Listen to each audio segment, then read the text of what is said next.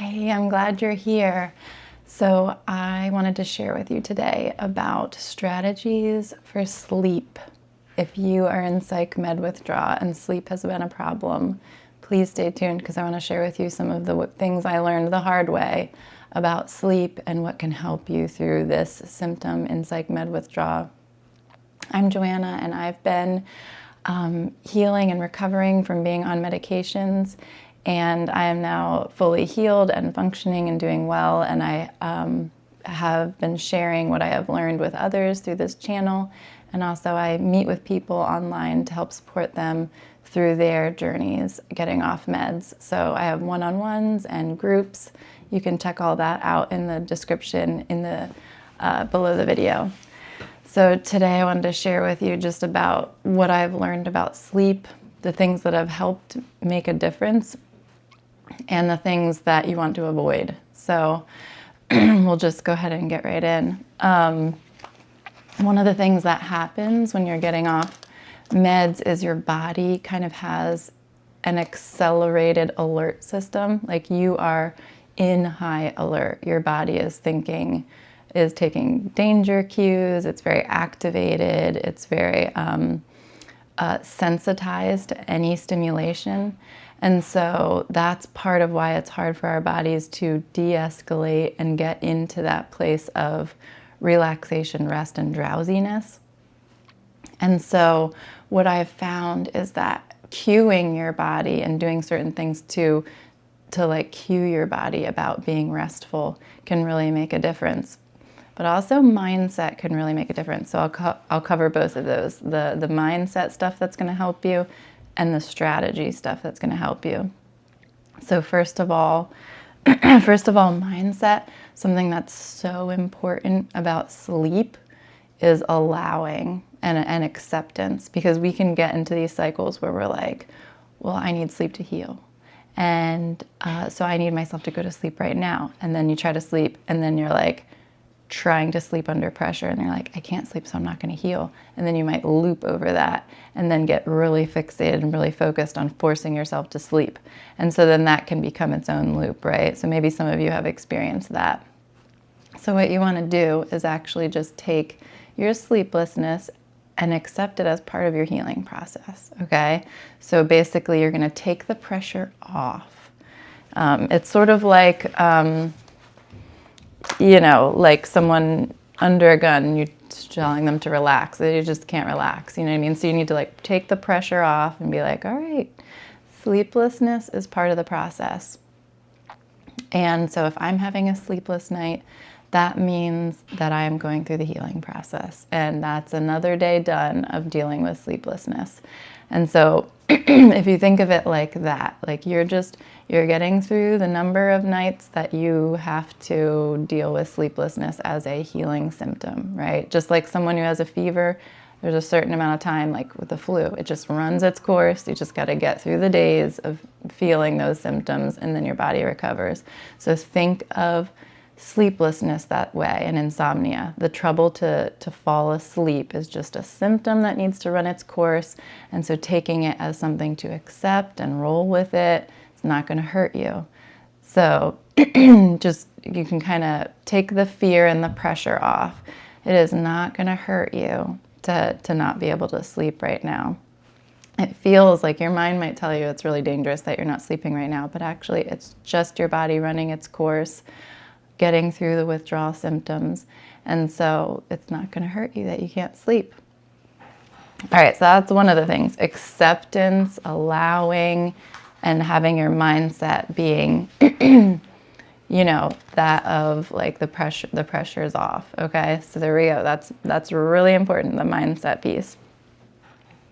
All right, and then strategy. So the thing is your body is in high alert, your mind's in high alert, and so you basically need to help your body cue to be a little bit more drowsy, a little bit more relaxed, which is really hard, I know, in withdrawal when we're like sort of at this extreme intensity of anxiety or of fear or whatever, word you want to use for it, but it's just very, very intense and hard to calm.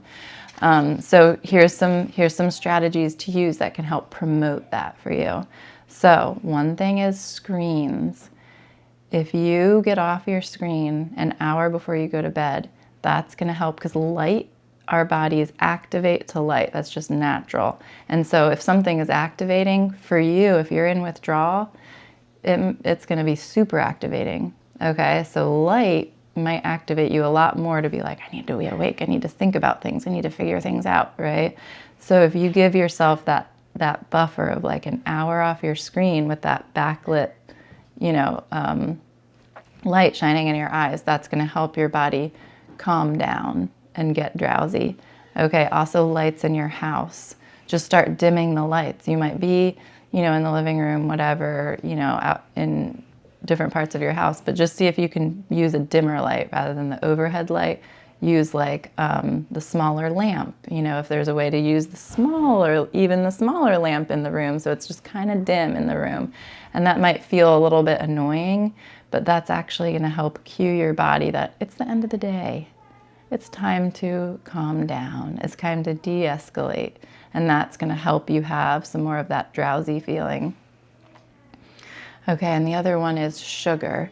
I love sugar. I'm like, oh, I want to have a dessert like right before bed. But I found that like if I didn't have dessert before bed, like in that last hour or whatever, if you try to avoid sugar, that's also going to help you get a little more calm and drowsy. So maybe you have like tea, but you don't put a whole lot of sweetener in it or something. Okay, so those are some things to avoid: sugar, screens, and lights right before bed. Give yourself that hour. So if you're like, I want to go to bed in an hour, in advance of that, just start slowing those things down. And the other thing is a routine. If you have a routine, that's going to cue your body about what time of day it is and what it's time for. And so kind of like, honestly, like toddlers, it's like they have this whole routine of like, we do this, we brush our teeth, we read the book, we rock in the rocking chair, then we lay down, so like they have this whole cueing routine so that their bodies can start to like relax and know what's coming next and get tired and sleepy and go to bed. So you kind of have to treat your nervous system like a toddler. And it hasn't been like that because you've been an adult, and when you're tired, you go to bed and it's fine. And so now it's different. You kind of have to like nurture your nervous system and care for it. And so your nervous system needs you to have like a routine to kind of get yourself calmed and ready for bed. So the routine could be, cutting out some of those lights and stuff like that. But then also maybe there is like a meditation you listen to, or a calming app of nature sounds, or it's like I brush my teeth for a few minutes, then I shower, or just kind of make yourself a routine of like the things you do to be calm and to be restful, and try to do those things every night. Just try to just do those things just in a nurturing way. Like, now it's time for me to slow down. It's time for me to get ready for bed. Some people actually do even watch the sun go down, because that can cue them into like, oh, it's time, it's the end of the day. Like, I can be calmer now. Like, that can have that effect. So anyway, figure out a routine that works for you, and try to do that every day at the same time, because our bodies are it's like clockwork. Your body can learn the rhythm of when it is time to de-escalate. Okay, and then you go to bed, you're laying in your bed, let's say sleep isn't coming. I guess this is kind of like another mindset thing. What I want you to tell yourself is, it's okay if I don't sleep, I'm getting rest. So consider just resting in your bed as healing for you, okay? So like, I'm getting rest now. And so instead of there being like pressure to fall asleep, just, hey, this is really good, I'm getting rest now. Okay, and if it goes a long time where you're laying there Another thing you can do is you can get up and you can go do something in another room that's boring but calming. So like rock in a rocking chair. If you can read, you maybe read with a dim light, but something that's kind of boring or repetitive. If you're having a lot of looping thoughts and fears and stuff like that, maybe you want to listen to an audiobook, or you want to listen to an audio recording of nature sounds. You can try something that can kind of help be soothing to your thoughts and to your mind, and just keep lights down, like, and just boring. And then when you get that drowsy feeling again, you can go back to bed and just lay there and again tell yourself, I'm getting rest. This is good for my body. And if you don't, and then consider any time that you that you do get a little bit of sleep, you fall asleep a little bit and maybe you wake up again, just consider it bonus points. Be like, well, I just got a little bit of sleep. That's good. Rather than thinking of it as I should have gotten 6 hours and I only got 30 minutes. Just be like, hey, any sleep I get is bonus points, because I'm working through my symptom. I'm working through my insomnia symptom. And once the symptom runs its course, you're done with it. You are going to sleep like a log. You are going to sleep.